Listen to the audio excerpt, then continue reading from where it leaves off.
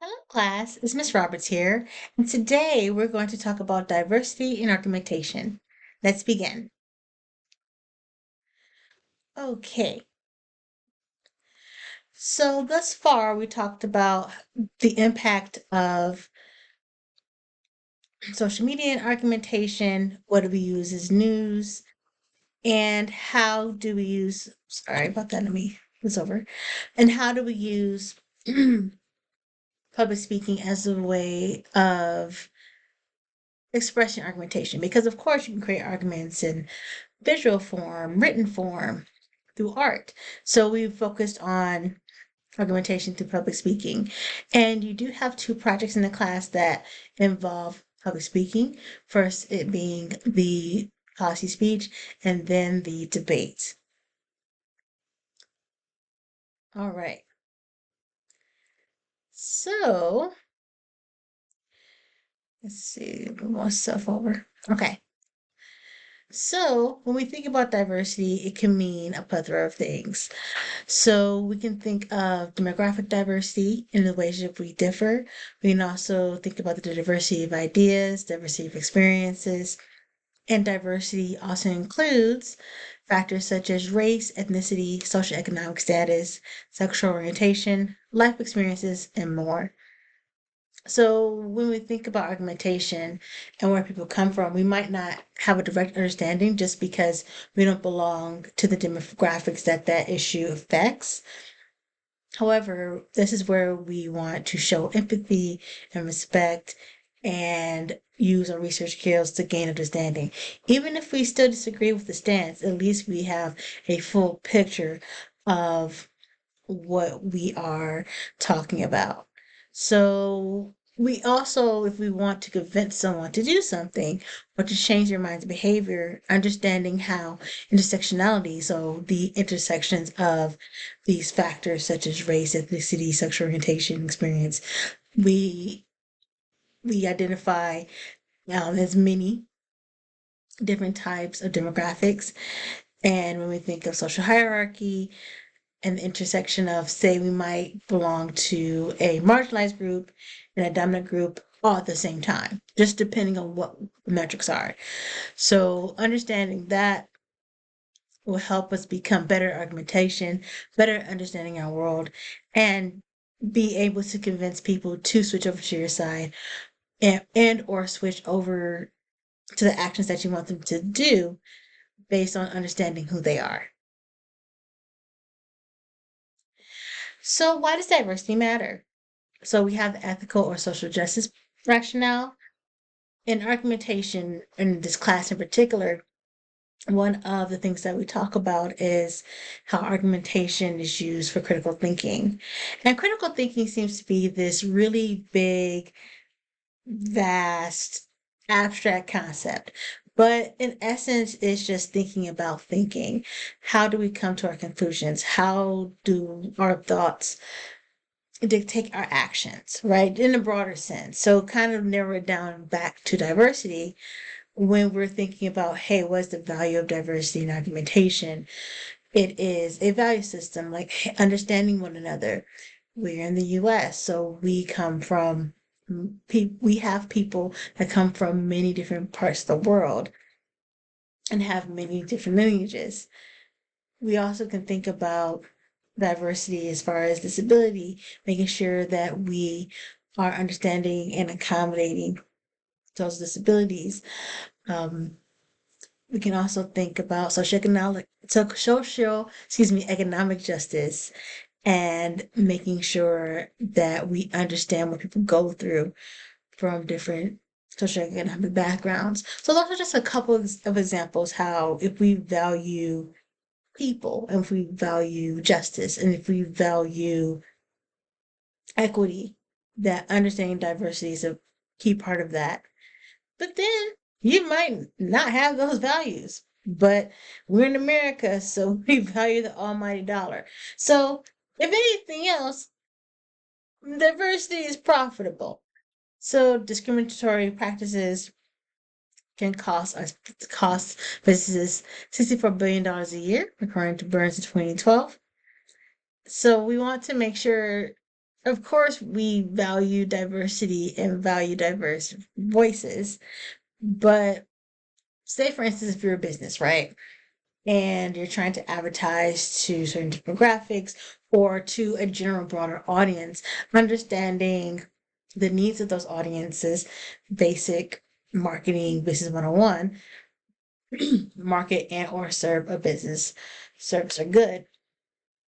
Just making sure that, hey, we're not offending our audience and or we're understanding their life circumstances in order to sell this product to them better, right? So there's the economic rationale of like, hey, the more people that agree with our company, agree with our product, that support us, the more money we make. And then there's an increase in innovation and efficiency. So being able to come up with really good ideas. What pops into mind is the disabled community. And a lot of the structures that we enjoy today are based on equity and involving, excuse me, it's the concept of universal basic design. There you go. The concept of universal basic design, like having ramps or making sure that we have captions on the TV or making sure we have gadgets that make life easier. As far as so what was my sorry, just for example, we might have devices, there you go. We might have devices that make opening something really easy or putting on your shoes a little bit more easier, things like that. So with that innovation to help the disabled community, anybody can buy it. I use a lot of these resources as well. I buy my vegetables chopped, for example, and having pre-made chopped vegetables can help someone who might not be able to chop their vegetables. But I have the ability to chop my vegetables, but at the same time, I'm really glad I have that item as well. So because we're servicing one community, everybody can benefit. That's what I was getting at. So, and that's just one example about how getting diverse perspectives can breed innovation and efficiency to whatever we're doing. And then finally, we have problem solving. So just having multiple perspectives at the table, bringing their experiences, bringing their connections to the communities that we serve. So diversity in argumentation, business, education is really important. All right. So, excuse me. Okay, there you go. All right, so here are a couple of terms where diversity and argumentation intersect. So, for example, we have cultures, which is a set of attitudes, values, beliefs, and behaviors shared by a group of people, different from each individual, communicated from one generation to the next. So, that's such a broad term of culture. We can think of hobbies as culture and traditions as culture, national ethnic traditions and beliefs as culture. It's a very wide and broad definition. But understanding one's cultural values and the cultural values of others is a part of being knowledgeable about intercultural communication. But then we have ethnocentrism, where it's a tendency to view one's own cultural views and practices as superior. And it's that bias we have, whether intentional or not. Because we grew up with a certain viewpoint, we might be like, oh, okay, this is the right thing to do. But I challenge you to open up your mind and think about and or just at least be knowledgeable of different points of view to avoid being ethnocentric. And then we have standpoint theory. So it's the theoretical perspective that believes social groups within one are located powerfully that shape what we experience, what we know, as well as how we understand and communicate with others. So I mentioned earlier about how we may hold intersectional identities. So depending on the society and the position of that identity with society, we might have different types of um, experiences based on intersectionality, and that might influence where we stand in society as a whole. What do we have access to? What are some historical marginalizations that we in our family have experienced? And just understanding those things is helpful in argumentation, especially in argumentation when we're talking about those societal and organizational issues that would be part of the policy speech.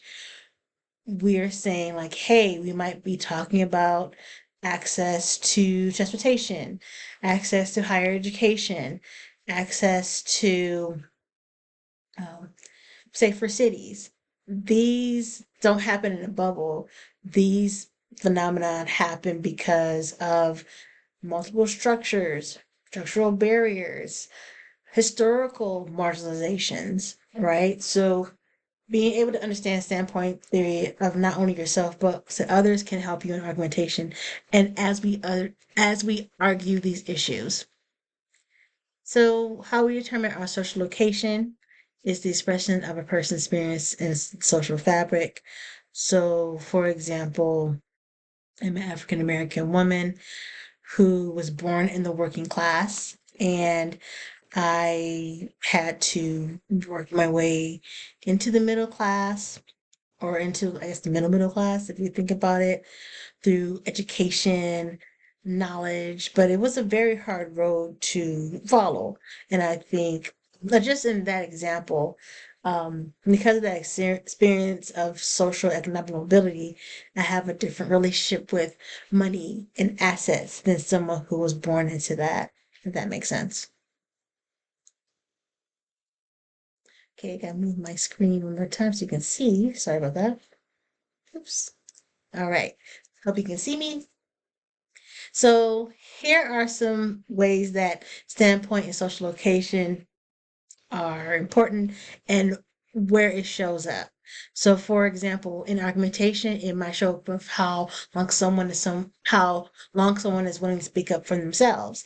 If you believe you don't have societal or social power, it might be very difficult to stand up for yourself in the same way that someone with more social mobility and power can. And or the consequences might be more harsh for one person than another.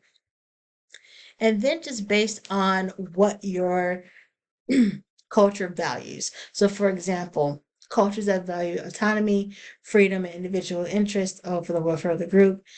If you've taken a cultural class or a class that talks about intercultural communication, or just culture in general, there's the idea of individualistic versus collectivistic cultures. So in the US, we're more individualistic, pick yourself up by the bootstraps. We're here for our own happiness and all those things. However, there are some cultures that prioritize the welfare of the group, the well-being of the group versus one individual interest. But it does fall on the spectrum. But if you come from a culture that rewards or at least encourages having one's own opinion and expressing that directly and freely, might look at argumentation a little bit differently than someone who comes from a more collectivist population where harmony and not necessarily sticking out or standing out in argumentation might not be as valued, but other values are there, such as family and togetherness. So I don't want to imply that one is better or worse than the other. Trying not to be ethnocentric here, but one prioritizes direct argumentation and confrontation over the other, if that makes sense. And then we have disclosure. In the era of social media, many people are really comfortable talking about themselves and sharing their business on social media. So, disclosure, how comfortable are sharing information about ourselves? That has consequences, but it also is indicative of who has the freedom of consequence from disclosing who we are. And then finally, feedback. So, what are the expectations for a response? Will you have a warm response? Will you have a harsh punishment for a response? Is it legal or illegal to have that response? We're thinking about certain political climates, or we're thinking about, hey, who can have opinion on certain aspects or not, where we're having opinions, which country we're having and expressing these opinions. We just have to be able to have safety in expressing ourselves and the expectation of, okay, if we do have negative feedback, what does that look like? And can we accept that? Or if we have positive feedback, cool. What does that look like? Okay. All right. All right. So we understand the value of diversity and having diverse opinions and being able to express ourselves, but it's not all sunshine and roses. There are some challenges, such as incommensurability.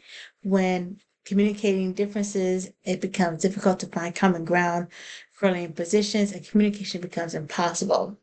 So, for example, it has to make sense. Sometimes, and I see this on social media a lot, chronically online, for research purposes, but the argument has to logically make sense. If it doesn't, then it clashes like that conflict of interest type of situation. Or it might not be relevant. Maybe there's been changes in laws, maybe there's been changes in policy. Maybe we're just talking about let's go back to the good old days. And I'm like, well, those aren't coming back, so let's get into it now. So it might not make sense to argue a position that's already been decided.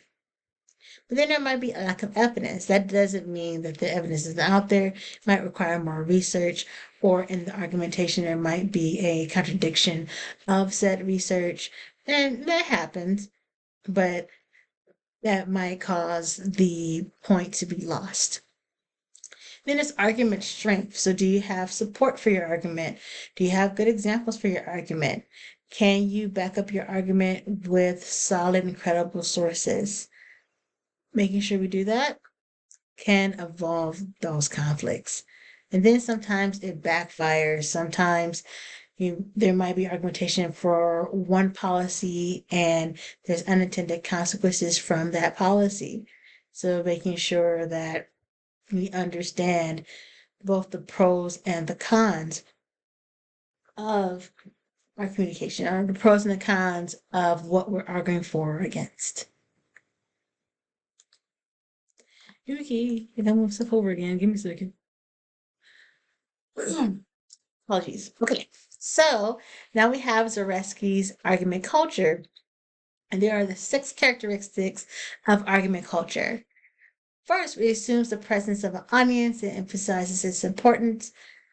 Well, yeah, you can have thoughts, but an argument is like communication, requires at least one other person to receive the information. So assumes the presence of audience, emphasizes the importance of the topic and the audience themselves. And acknowledges embraces uncertainty. Sometimes we might not speak up because we might not know, and that's fine, but we can seek the information and gain the confidence to speak up. But you have to embrace that, hey, you might not know how the other person is going to react or the changes in the topic. But you also have to value conviction. And this is where delivery and tying in the public speaking section, that we are convicted and strong in our argument. We believe what we believe. We're open to contradictory evidence if it makes sense. So we're not stubborn with it, but we are passionate about what we're arguing for or against. Embraces the process of justifying rather than proving claims. So, argument for argument's sake, we are engaging in argumentation to seek knowledge and to seek differing perspectives. Is it fundamentally cooperative exercise? So you can't argue with a brick wall. We are going back and forth, not arguing in a bad fighting interpersonal way, but engaging in discourse. And we see this the time, for example, on Instagram, TikTok, and YouTube. We have people creating video essays, long form, short form content that is engaging. If we're trying to go back to step 1 here, and it assumes there's a presence of audience, and that will be us consuming the content, and we can go in the comments or stitch or reply, and we're going back. It's a cooperative process, so we're going back and forth and engaging communication back and forth. And then finally, is the one where individuals are willing to take the risk. Take the risk of being wrong, take the risk of rebuttal, taking the risk of arguing for what you believe in, and being mindful of the responses. But that is the Zaleski's argument culture. It's a culture that values and encourages argumentation. Excuse me. All right, then we move forward. And then we have another idea of invitational rhetoric. So this means it's an invitation, or argumentation is an invitation of understanding and create relationships rooted in equality, eminent value, and self-determination. So in this case, people aren't engaging in dialogue just because we want to argue, make contrarian.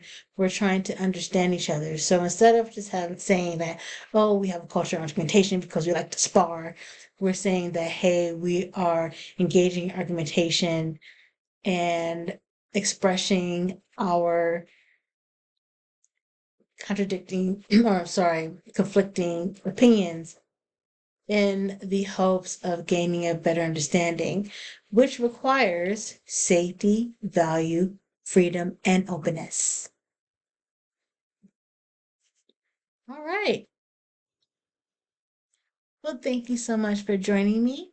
Let me know if you have any additional questions about diversity. And if you want to focus for right now, we're focusing on the policy speech, that if you want to use diversity or issues of diversity as a topic for your policy speech, let me know.